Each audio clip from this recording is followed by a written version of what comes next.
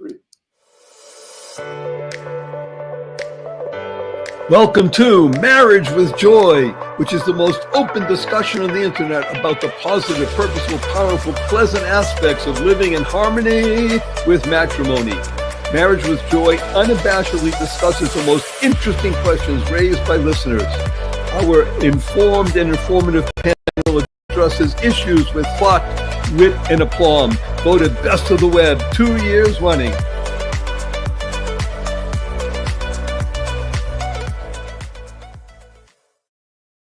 Good day, beautiful, beloved, immortal beings, and good-looking people. Remember, you're good-looking because you're always looking for and finding the good. You found good in abundance because you tuned in consciously and conscientiously to Marriage with Joy, the most intricate, most intimate, and uplifting and interesting discussion about marriage with people who really know about it, because collectively we've been married for more than 100 years altogether, all of us, I think. More. Oh my gosh. I just realized we passed the proverbial 120, just the three of us. Oh dear. Okay, well, I guess what gives us some credibility, or more credibility, and your humble host, Barry Shore, the ambassador of joy. Notice I didn't say the ambassador of joy. It's the ambassador of joy, because that's what we discuss. Now, we have a remarkable, interesting group of people, and we're short one person, not by a short person, but we're short one person today. And I just got the text, so we'll be looking, the three of us. Our dear Lori, I'll just say she came down with something, an infection that her daughter brought home from school, and it's causing all kinds of rashes and such, and doesn't look good, doesn't feel good. So she's saying, I can't do it, I'm freaking out. So Lori, we wish you only well. And as I said, she has been 30, and Laura, you're married 40 years? 43. Leanna's 40 plus. And I'm 47, 120, 131. 150 years. Cumulative wisdom. And it's not just that we did the same thing 150 times. The reason we're here together as an introduction today is because, and the reason people tune in is because we're not just discussing this idea that marriage with joy is a wonderful thing, and rah, and no matter what happens, just stick it out and bite the bullet. That may be the best advice you'll ever get, of course. However, we are all human beings, and if we recognize there are circumstances, there are times and situations that marriage twists and turns, and you live with them. What we're advocating for, at least I'm speaking for myself, what we're advocating for is that marriage, especially a man and a woman, is the institution or the process or the relationship that will bring you the most benefit of life, because everybody wants to live life to the full. I don't care if you do extreme sports and you like jumping out of planes without a parachute, or you like climbing El Capitan, without any equipment or something like that. Well, marriage, especially marriage with joy, with somebody else that you can really grow with, has all of the elements of extreme sports and gives you the safety of knowing that no matter what happens, you're not going to fall out and break your back or go crazy. Well, you might go crazy, but you won't fall out of a plane and forget the parachute and such like that. Although it is a free fall, let's be blunt. Marriage is the ultimate free fall. So I'm going to introduce today's topic, which is, I find, very fascinating. We haven't discussed it before, and it has an R word and an S word. And the R word is romance. Romance. And the S word, of course, is sex. Sex. So we'll discuss more probably about romance and sex. However, both of those are very important in the relationship of human beings. I mean, let's be blunt. Just platonic relationships may be good for Plato, but it doesn't work well in a very great environment of a full-blooded American man, or of any man around the world, and a full-blooded woman. And that's just the nature of these two beings, which are really one. it's interesting to say because in the biblical version of God's creation of the human, he created a human that has both characteristics. And then going to the biblical version, he separated the two pieces so that they are one at the same time complementary and, for want of a better term, adversarial in the proper sense. As Diane has pointed out many times over the past several years, the name of in Hebrew is keneged, meaning against, not necessarily opposing, however, more like sandpaper and smoothing, especially, of course, for the man. So the interesting discussion we're going to have today has to do with two articles. One article that I saw in a podcast, and the article that I saw that stimulated me, because men are stimulated by almost anything like this, has to do with the title of the article was "What Hot Dragon Riders, Magic, and Steamy Sex Have Done for for Women in America." That's the title, and that's from the Wall Street Journal. And the reason, of course, they took it up, and we'll go into a little bit of depth, is the subtitle, the sub understanding is that this is not about smut. However, it is something that's a whole genre called romantasy, romance and fantasy. And it apparently is touching women deeply. Not actually interesting enough, and I'll turn it over to the women, not necessarily 18 to 20 to 30-year-olds. It's more for women 29 to 45. And I found that also very fascinating. And I think that is at least the way I'm reading it, it's an insight into a world where, unfortunately, a large number of women in the ages of 29, we'll call it 30 to 45, plus minus, are not married, or were married and now divorced and single, and people are struggling. People want to find harmony. They want to find love. They want to find relationships. At least that's what I believe. I believe Laura and Diane, you as well, and Lori, is that's the process people want.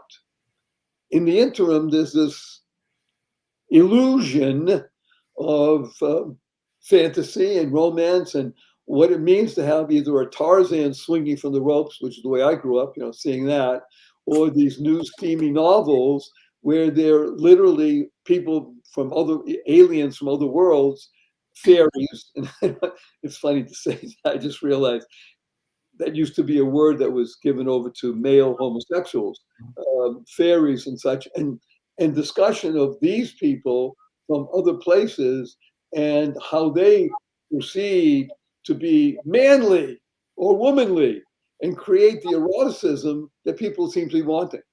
So that's the introduction. The question revolving, and it's interesting because Diane and I had a brief discussion just before we came on, and she said, not even worthy of discussion. So with that as a lead in, Diane, wonderful Diane, up in Seattle, Washington, and now it's the beginning of the summer. She's really happy because it's beautiful outside, blossoms everywhere. You can see Mount Rainier, and she doesn't have to even think about the fact that it's going to rain for days on end and have cloudy skies, because it's not going to happen for a while. It rained today. Oh, it's rain today? It rained today, yeah. Okay, it was drizzle rain. It wasn't rain. No, it actually rained today. Oh, okay. Well, I sit corrected again. And that's why she's here. So, Diane, let's pick it up with this idea, which, again, these are novels, and especially one particular woman, that I don't need to mention the names and such, that millions of people, mostly women, are following and have book clubs about it, discussions, and it's become I won't say a cult, it's certainly something that people are doing. So I like your insight into it vis-a-vis our overarching topic, which is marriage and romance, because I think that's the natural home, and it's not easy oftentimes to make sure that the romance is in the marriage. Am I correct on that? I think it depends on the couple. Many couples have lots of romance. And I dare say that those of us before you have lots of romance. So I would not make a blanket statement saying no, that leaves marriage. In fact, I think women appreciate and enjoy fantasy and sexual titillation as much as men. They say there are two things that people want in marriage: respect and affection. And it's said that women want affection and men want respect. I disagree. I think both genders want both things. And if women find titillation reading romance novels, or they just find excitement or something to take their minds off of all the many chores that people have in their lives, that's fine. I think it's great.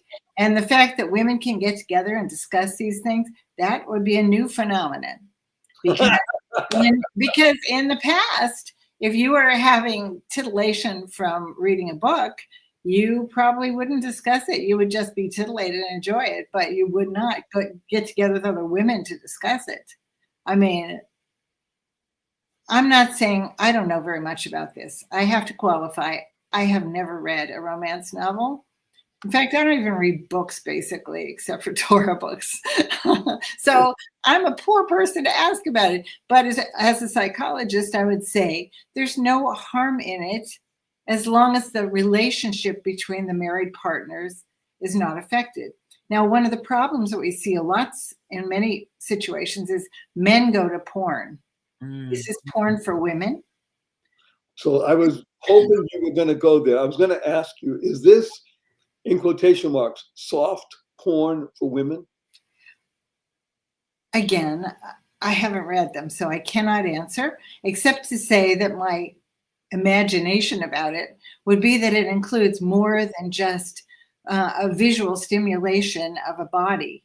It has a story, it has a plot, and I would guess that most of these involve romance, as you said, love, being adored, being appreciated, seeing something beautiful in the other person, physically, emotionally, probably a lot emotionally as well as physically.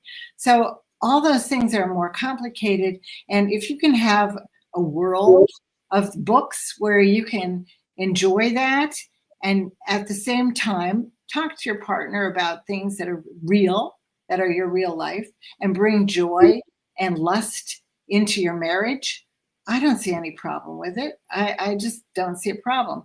It's only a problem if the husband, let's say, considers it such, at which point the husband and wife have a topic they can talk about. And it's not the book, it's why he finds it offensive if he does. And this is what the joy of marriage is. The joy of marriage is you can approach the other person on any topic about any aspect of your life, because your life is changing all the time and you've always got more to add or subtract from the totality that is your marriage and your combination. So, I mean, as long as the guy knows she's enjoying these, and maybe she even brings some of that excitement into their relationship, I could see it as a positive. I don't see it as a negative. Good. Maybe. Let's call it as an enhancer. I think everybody would agree. Anything almost that will enhance a relationship in a marriage situation would be considered beneficial. Now, you're right. Let's be blunt. The two areas that people, every human being, by the way, male or female, wants and needs, not just wants, needs respect and affection. And affection is everything from, let's say, physical intimacy to just the almost simple words, and yet they're not said enough. Did I tell you how much I appreciate you? Words of appreciation actually mean more than physical touch because they bring in something non-tangible. They bring in something non-physical or spiritual. And so words, in a way, are more valuable. You can write a letter and read it after somebody dies, and it's as if that person's soul is with you. So words are really precious. So this is really, I'm glad we're touching on this. So words spoken are wonderful. They're heard. Oftentimes they might go into the heart or the mind. Again, we're talking about positive, purposeful, powerful, pleasant words, not the others. Something that's written is wonderful. I'm going to tell everybody a story. My wife is not here, so can't hit me when I tell the story. So I have a number of cards, keep smiling cards, and different cards that we give out to people and people love. And one of the cards reads, I think I'll even hold it up. I have one right here. It reads on the front, and it has a picture from Hawaii. You can see that. Yeah, okay. So I'm making it crooked, Mr. Shore. Did I tell you today how much I appreciate you? Beautiful scene, great words. And that wasn't meant to be seen. I'm sorry. Blank on the back. So I've had these cards for decades. And I tell my wife often how much I appreciate it, because I do. I am in a particular situation physically where I get to appreciate her more. And she loves cooking for me. That's one of her favorite things to do. Preparing me food and the way she prepared. Okay, leave it aside. I mean, the other day I said to myself, I often urge people and tell people, especially men, you need to give this card to your wife. And because it makes a difference. So 2 weeks ago, I gave the card to my wife. I wrote on the back. And she was happy when I gave it to her. Whenever I saw where she put it, and she puts it in a place where she's very busy, oftentimes in the kitchen, cutting and doing it. And she put it in a place where she can see it all the time. I was touched. I mean, I'm crying thinking about it. And she likes it that much, so she keeps it there to remind her that this being really does love her and respects her.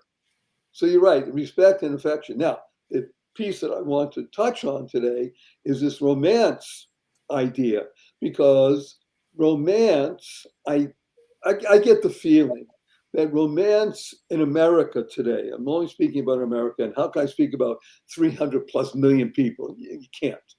However, with the diminution of people attending what we'll call, for want of a better term, church in any way, and the pushing aside of God in the world, so that void doesn't get just filled up with nothingness. It's a void. And I think that romance, man to woman, husband to wife, needs a bit of that, what we'll call the spiritual soy sauce or ginger or whatever it is that spices things up. And that can be going to a church service together, participating together, doing things together. And without that, it's too easy to grab onto something like these, what do they call these? Romantasy novels, because it fills a void. I want that stimulation that I'm not getting from either people divorced or estranged or difficulties. I mean, I'm just going on, and I'll ask Maura to speak in just a moment. A very pleasant fellow that I know. I mean, really, just an amazing guy. Happens to be in this place, thing called the Blue Man Group. That's the name of it in Las Vegas. It's one of the longest running shows. I mean, it's really something interesting. And he was also in Cirque du Soleil. So he's a great performer of stuff and a very pleasant, affectionate guy. So married for 14 years now. And he texted me just yesterday that he and his wonderful wife are separated. I'm telling you, it was like somebody ripped something from my shirt and a little bit of my heart. Sweet people, wonderful people. Of course, I'm sure they tried. There's no question. Yet, did they try enough? You go not just the extra mile, the extra marathon, the extra triathlon. I'm not letting go. Am I being clear what I'm saying? And I think that's part of romance that needs to be in marriage. So I'm going to use it as a segue, because Maura, you and wonderful Jimmy, just came back from being in Turkey for a month or so. And I would say that that's part of romance, because travel oftentimes presents oneself with situations. The bus didn't arrive, the train, the flight, And how do you relate with each other when things happen? Because stuff happens. And you're in a foreign country and such. So you get to rely upon each other more and have things that you can laugh about, because laughter, I'll include that as respect, affection, and I'll put laughter as a subset of both of those, makes things much better. So I'd like you, if you'd be so kind, Maura, speak about these hot romanticities, but also related to your trip to Turkey. What was it like, and how did that help you and Jimmy vis-a-vis romance and your marriage? Well, I could already pick up so many things we've already spoken about. At the beginning, we talked about how, God made man and woman. They were really together. Then they were separated and they face each other. I'll start with this because we take trips, and Jimmy, he's been to maybe 75 countries. If he's never been somewhere before, he studies it in advance, and he loves this. He will get the grid in his head. He knows where everything is located. He's done all the history. He knows all the spots. He knows public transportation. He knows everything.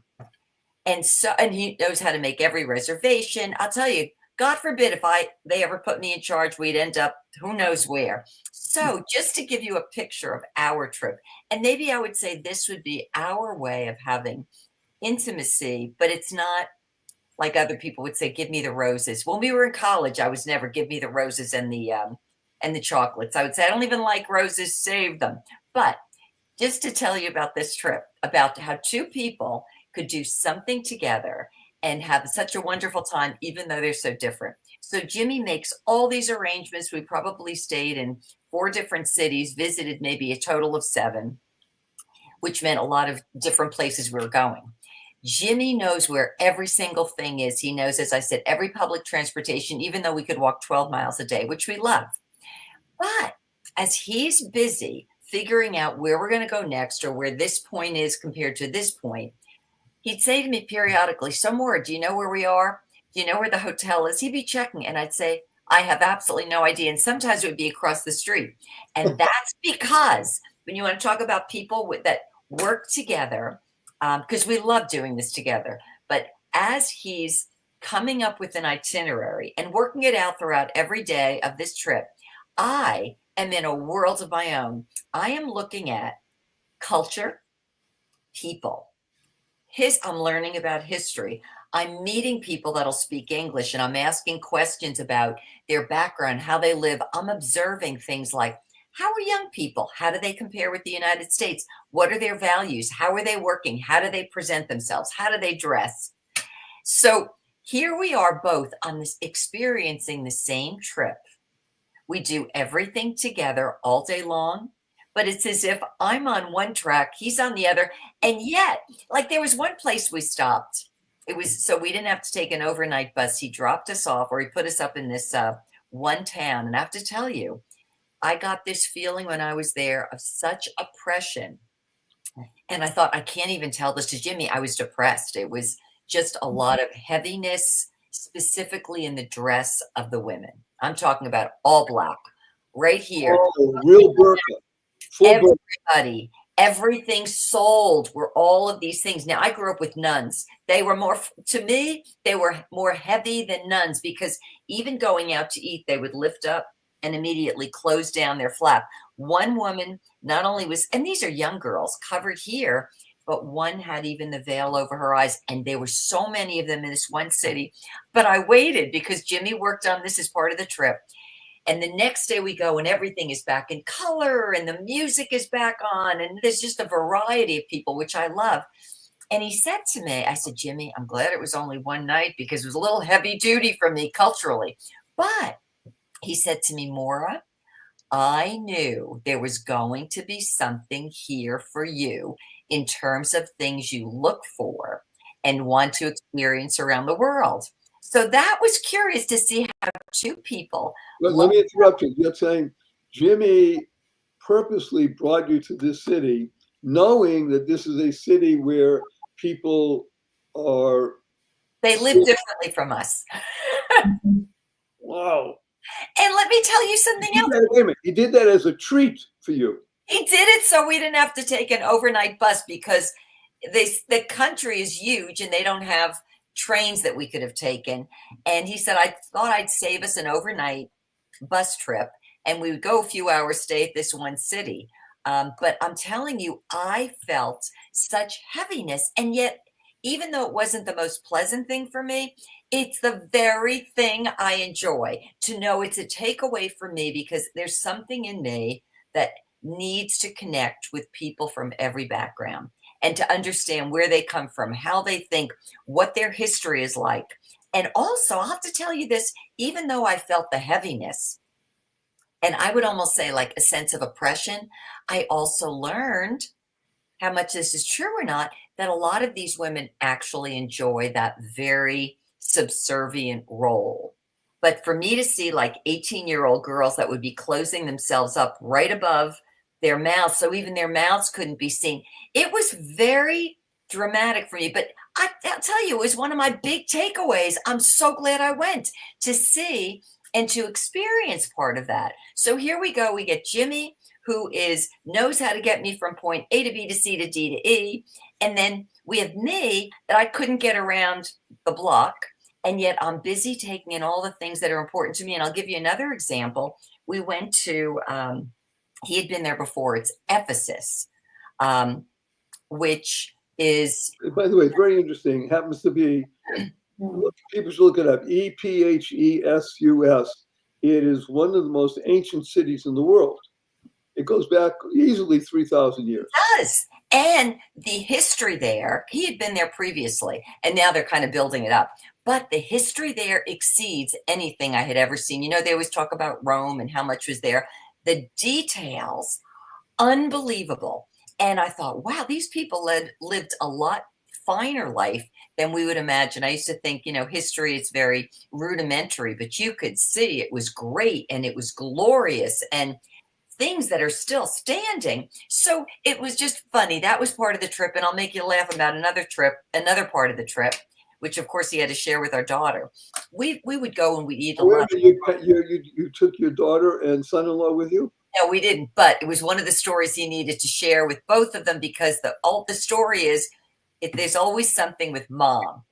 This time we're downstairs eating at one of the local restaurant places, and you have to either go upstairs or downstairs to a restroom. Now, Jimmy, fortunately, because he watches over me, he'll let me go around the world, but he's always got his eye on me. All of a sudden, I'm not showing up because I'm upstairs in a single women's bathroom. Tough to get the door closed. And then I realize I cannot open it. I'm upstairs. People are everywhere, but they're all downstairs. It's so hot in there. It's getting hotter by the minute. I've got the water going. And I'm first tapping, I'm working on the door, and then I'm tapping a little harder, and I'm thinking, I hope somebody stops by. And the next thing I know, somebody I'm banging, and then I hear Jimmy comes up, and he had already left. And he's like, she can't be putting on her lipstick. Comes back, nobody there speaks English. And he's saying, my wife is in there. They had a guy come. Now, there's no English being spoken. The guy comes, he first gets a spoon to try to get me out. Then the knife to get me out. Then he's something else. Nothing's working. Finally, he gets, it wasn't even a screwdriver. It was something or other. He finally opens the door. Now there's 4 people, and everybody, even though nobody speaks our language, they're all saying, yay, yay, yay, yay. And Jimmy gets me in the picture with the guy with his instrument.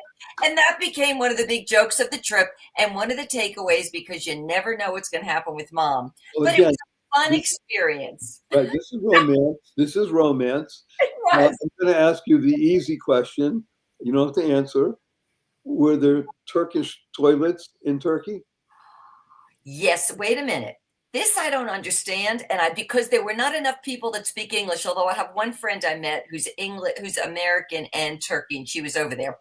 Half the women's bathrooms are stand-ups, and I remember this when I lived in Spain. The other half are sit-downs. So and you have to pay when you go. And I opened up a few of them. It's like, I haven't figured out how to do the stand-up. Right. I'm going to wait for the sit-down. So that, yeah, they're half and half, and I'm thinking, what does this have to do with the women, what they wear? I still don't know. Okay, some people ask me, what does it have to do with romance and marriage?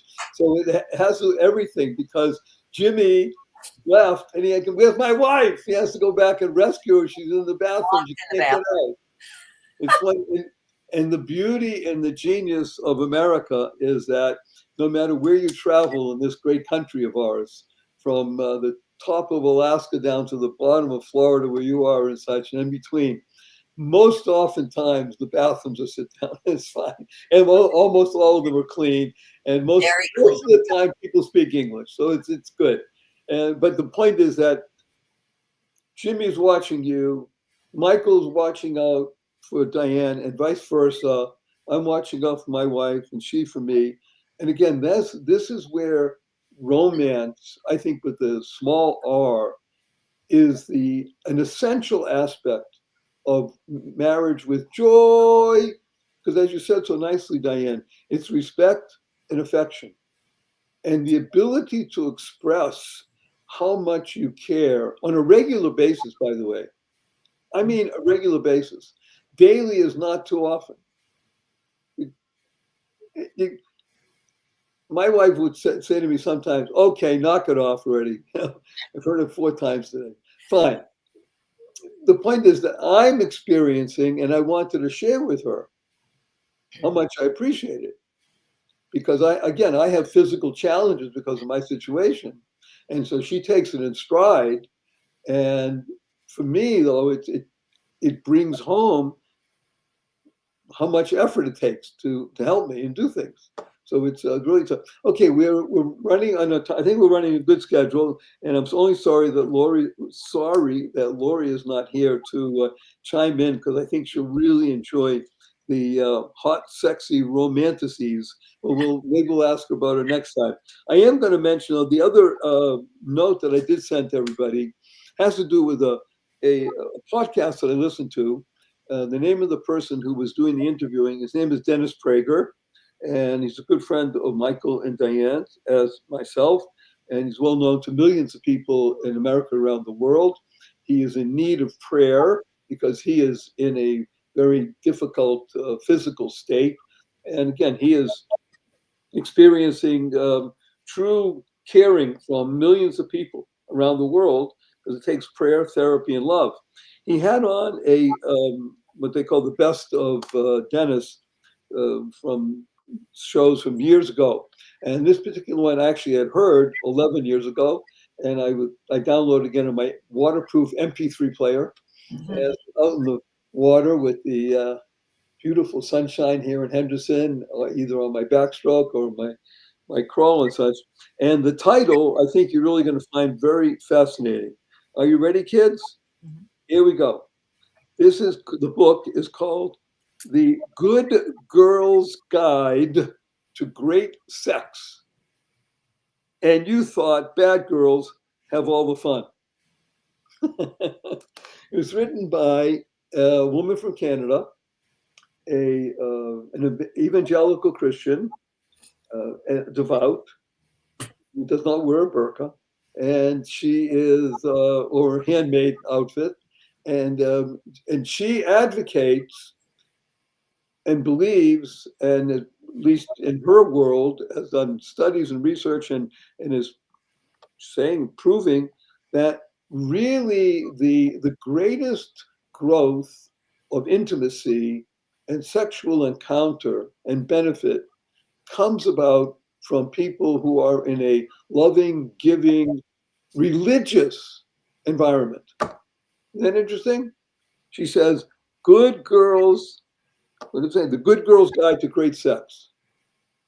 And her arguments, again, I heard them as a man, and I'm shaking my head, even I'm in the pool, and saying, yes, I hear that. Because what happens is that the woman in the relationship, the good girls, wants to be a benefit to the husband. Because she, again, this is the argument from the author, so don't quote me on this. She is arguing that when you're in a relationship, especially with a religious orientation, that you both recognize that there's something greater than you. Hello, God. In other words, it's not just, hey, I want this. in this X case, man, sex, or a woman saying, I want this, whatever the affection is and such like that. If both together recognizing there's something beyond them that impels them to want to be able to give the most they can. And the reality is that you end up receiving a lot because of that. Mm-hmm. So that's the it's not so much a question that I'm putting forth now, and I'm asking you, Diane, and you, Maura, when you hear the title Good Girls Guide to Great Sex, and you thought bad girls had all the fun. So thoughts, ideas, right in the spur of the moment. Well, the first thought is it reminds me of Shmuley Boteach's book, Kosher Sex. Okay, wait a minute. I'm going to put you on hold because Dennis Prager said to this nice lady, you know, this reminds me of Rabbi Shmuley Boteach's book on, what was it? Kosher Sex. It's called Kosher Sex. Kosher Sex. And the reason why it's that way is because the goal of it is to bring juiciness into a relationship without going beyond any boundaries and staying within the Jewish traditions that are part of the marital and sexual relationship. And that's what makes it kosher. But at the same time, recognizing that relationships need to have not just tenderness, but excitement. And how can you bring that into your relationship such that you're not tempted to get anything anywhere else, so that your marriage is complete enough that you're happy and satisfied and look forward to it and have created your own special sexual relationship. I don't know what good girls mean in Christianity. I assume it means you don't cheat. Right. But I mean, I haven't read the book. Right. No cheating and no intercourse prior to marriage. Okay, well, if that's a good girls rule, that's great. But a relationship is a lot more than not doing this and not doing that. A relationship is all the positives that you bring to it. As you said, Barry, saying I appreciate you, but also saying I find you desirable.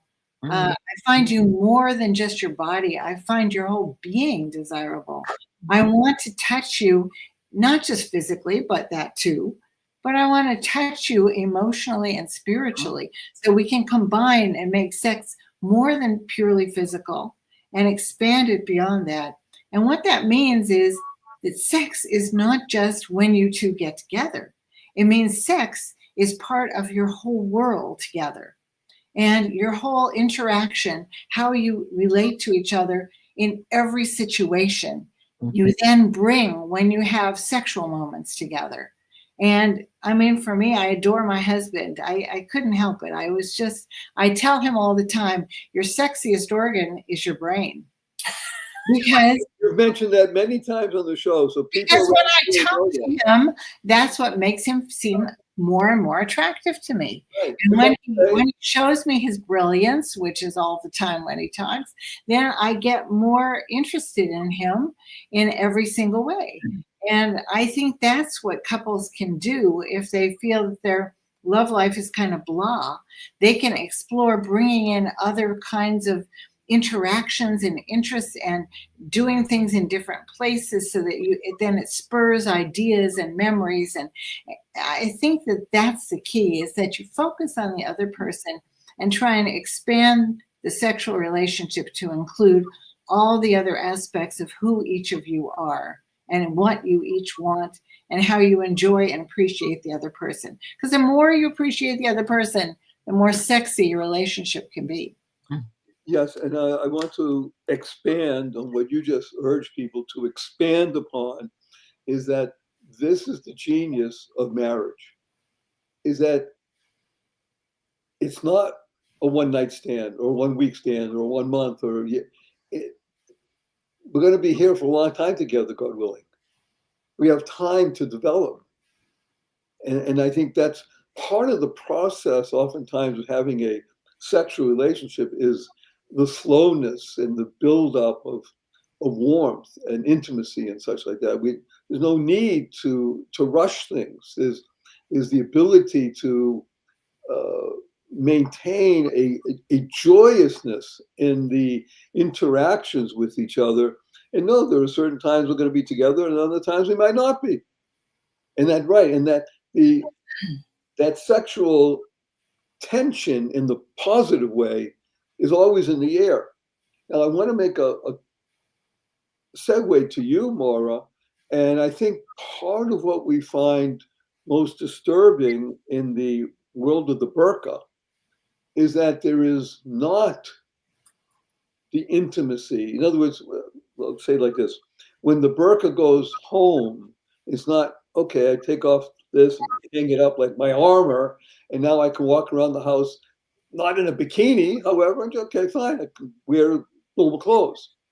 Part of the problem with an oppressive society is that even in the most intimate relationships, it's not free and loving and open or expansive, as to quote Diane's word. It becomes closed in every sense of the term. And that's part of the difficulty oftentimes that we see with people in such worlds. Okay, we don't live there. So you and Jimmy don't have that. You and Jimmy have sex on a regular basis. And not necessarily the physical one, but look at how you smile. It's, hey, it can, when you hear them, Jimmy knocking on the door about to come in, your heart goes pitter patter. Right? Yeah. That's a sexy thing. Mm-hmm. Yeah. So you want me to talk, or do you want me to comment? Do you want to ask a question? Because you ask questions, they go all over the place. First thing I'll give you, this is very curious. And remember, everybody's different. And one thing about me, I will never tell people be like me, because I think I came into the world a little differently. You gave the title of this book, The Good Girl's Guide to Great Sex, and you thought bad girls had all the fun. For some reason, even when I was a young girl, I never thought bad girls were having fun. It just wasn't in me. I'm not designed that way. Jimmy was not looking for the bad girl, and he was not a bad boy type. So all right, let me go back to the beginning too. When you opened up, Barry, you mentioned the word sex, but then the word intimacy came up. See, there's sex, which is based, I could say it's very horizontal. It's one-dimensional.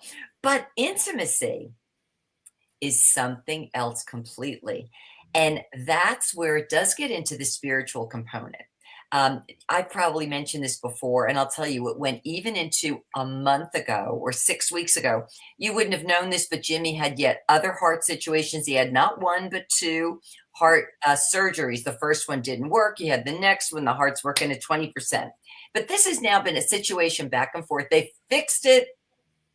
They fixed it, thank God. But when he gets low and he could barely move up the steps, his heart is at 20%.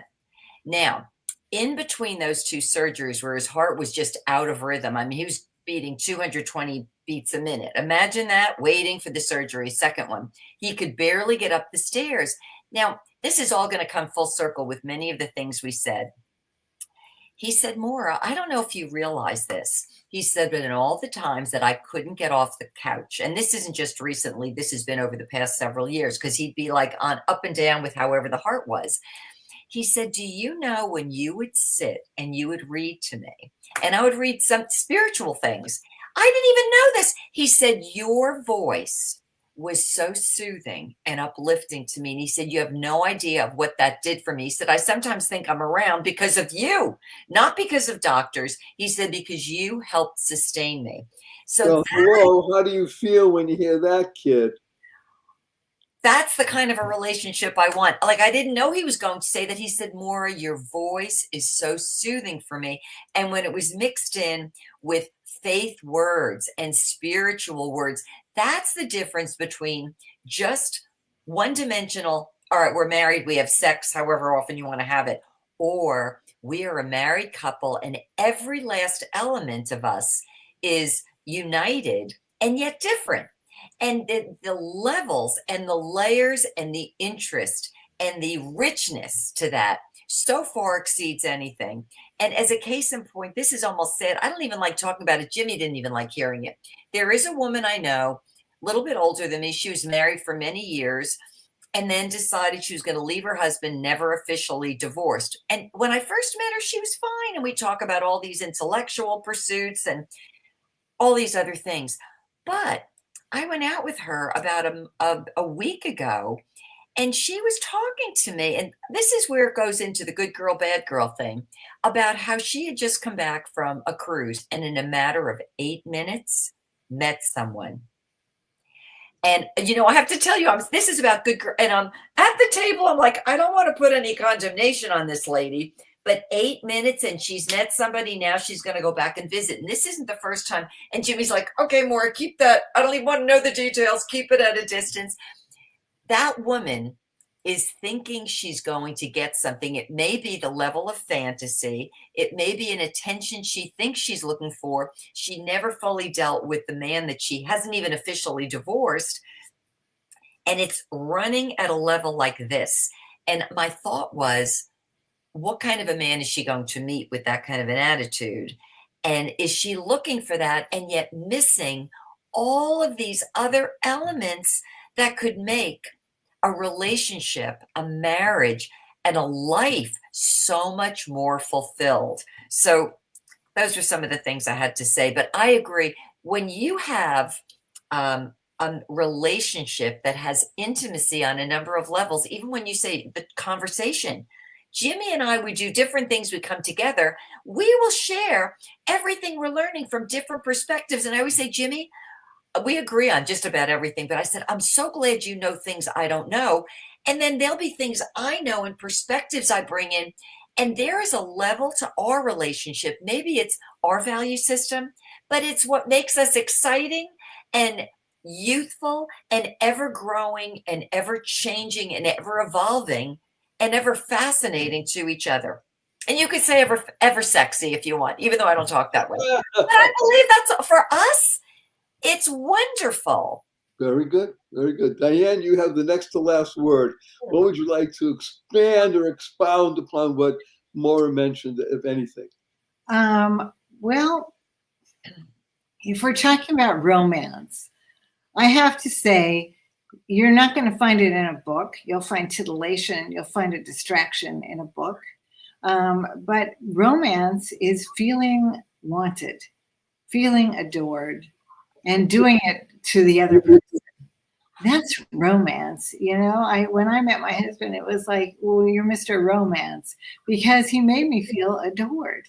And if you can keep that, or even don't, if you find it fading, fake it till you make it. Because if you can act adoring to your partner, you will get a response in kind, and that will build on itself. So as I always say, pretend as if you're happily married. Pretend as if you adore your partner. Pretend if you have to, and then you will. And that's a Jewish principle, by the way. Of course, you act a certain way, and then your feelings follow. And that's what really happens.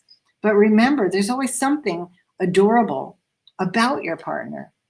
So you always have something that you can look to and comment on as being wonderful, and focus on that. And that will build your romance. That's what I would say. Well, on that high note, ta-da, da-da-da-da,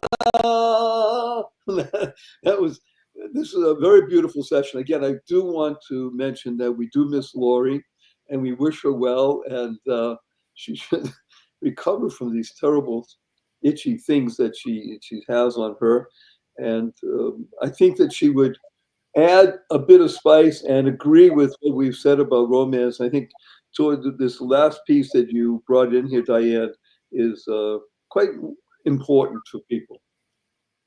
In the course of time, whether it's 5 years, 10, 15, 20, 30, 40, 50, 60 years of being involved with each other, it is worth the investment to continuously look for things that tickle you, that make you feel like, well, look at that. As an example, you said more when you're reading to Jimmy. It happens to be one of the things that I love dearly is when my wife reads to me. there's a particular column in the Wall Street Journal that comes out once a week that's what every week she reads to me.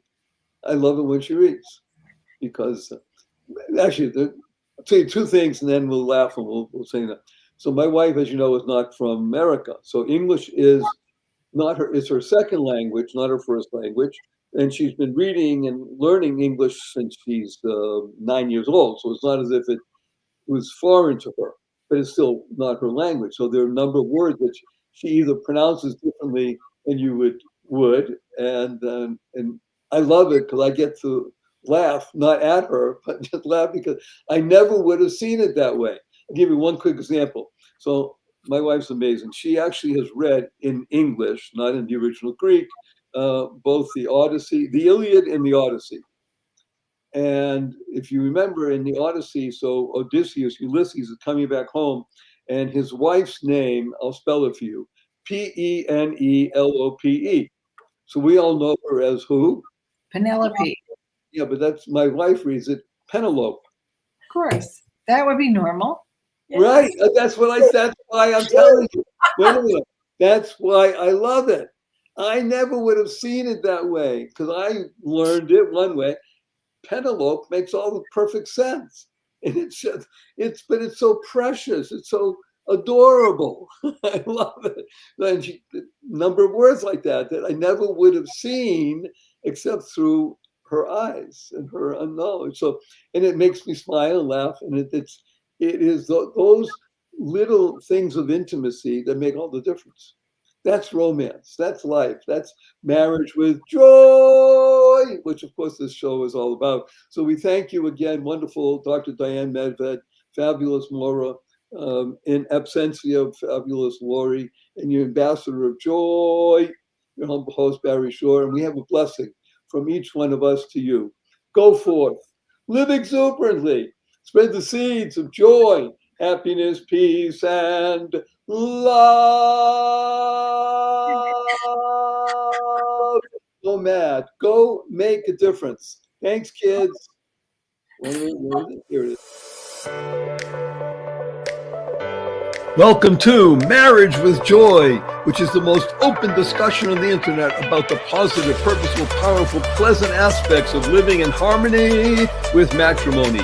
Marriage with Joy unabashedly discusses the most interesting questions raised by listeners. Our informed and informative panel addresses issues with thought, wit, and aplomb. Voted best of the web 2 years running.